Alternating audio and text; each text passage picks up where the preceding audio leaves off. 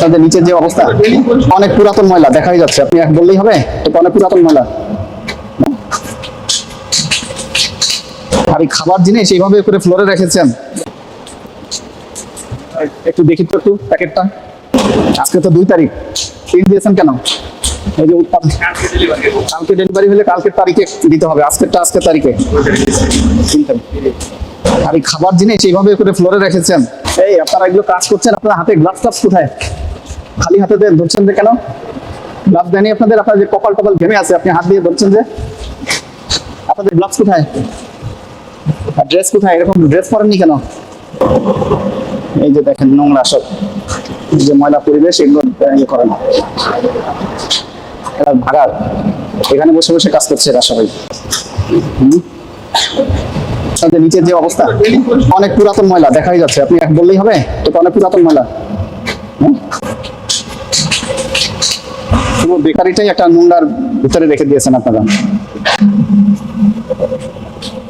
এই যে এইসব জিনিস রাখারও নিয়ম আছে, এগুলো একটা তাকের উপরে সাজিয়ে রাখতে হয়, এখানে তো ইঁদুর টিঁদুর এসে কেটে দিতে পারে। এই যে খাবার জিনিসগুলো এখানে এইভাবে খোলা রেখে দিয়েছে, এটা কি জিনিস? এটা এটা ঢেকে রাখতে হবে না? হ্যাঁ, এটা তো ঢেকে রাখতে হবে, তো অসুবিধা নাই, এটা ঢেকে রাখার জিনিস তো এটা। এই যে এটা সব খুলে রেখেছেন। ওই আপনার ইয়ে কোথায়, কেমিক্যাল গুলো যে দেন, সাল্টু বলে যেটা, সোডিয়াম, সেগুলো কোথায়? গন্ধ বেরোচ্ছে।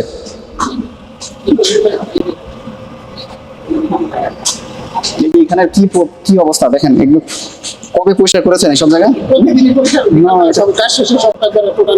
আবার এখানে বাথরুমও দিয়েছেন পাশেই, এটা তো টোটালি নিষেধ। এই যে খাবারের ভিতরে এগুলো দেন কেন? এগুলো তো নিষিদ্ধ দেওয়া। এই যে এখানে লিখেছেন এগুলো ময়দা, চিনি, লবণ, ডিম, এটার কথা তো লেখেন নাই।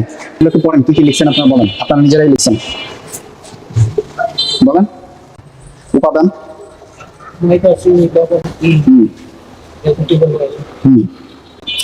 ঘি, ডালডা, এই অ্যামোনিয়ার কথা কোথায় বলছেন? তারপরে এই জিনিসগুলো দিচ্ছেন, এগুলো কোথায় লিখছেন? এগুলো তো ফ্রিজের ভিতরে রেখে দিয়েছেন। এগুলো তো আপনি দিতেই পারবেন না, এখানে উল্লেখ যেহেতু করেন না, এগুলো দেওয়া যাবে না তো। আর এটা তো সম্পূর্ণ নিষিদ্ধ একটা জিনিস। তারপরে আপনার কারখানার পরিবেশ অত্যন্ত নোংরা, আমি যেটা দেখলাম, একদম ফ্লোরে একটা ইয়ের করে রেখে দিয়েছেন। আপনার কর্মীদের ড্রেস ট্রেস কিছু নাই, সবাই খোলা হাতে কাজ করছে, আমি এসে দেখেছি। আমি পাইনি এসে। তাহলে এখন আপনাদের করণীয় কি বলেন? লাইসেন্স কিন্তু দেখতে পাইনি আপনার, শুধু পাউরুটির অনুমতি পেয়েছি, বাকিগুলো টেস্ট করতে দিয়েছেন সেটার আছে, বাট লাইসেন্সের কপি দেখাতে পারেন না। খাবারের ভিতরে এগুলো কখনো ইয়ে করবেন না এখন থেকে, ঠিক আছে? এবং পুরো কারখানার পরিবেশ নিট অ্যান্ড ক্লিন রাখতে হবে। রাখেন, এটা আলামত হিসেবে আমরা নিব। আপনাদের এই অপরাধে 2 বছরের কারাদণ্ড অথবা 2 লক্ষ টাকা জরিমানা হতে পারে।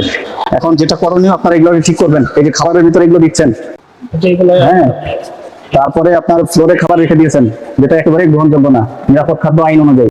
আপনারা নিরাপদ খাদ্য আইন পুরোটা ভালো করে পড়বেন, পড়ে একটা বেকারি কিভাবে চালাতে হয় সকল গাইডলাইন দেওয়া আছে, ওগুলো মেনে চলবেন অক্ষরে অক্ষরে।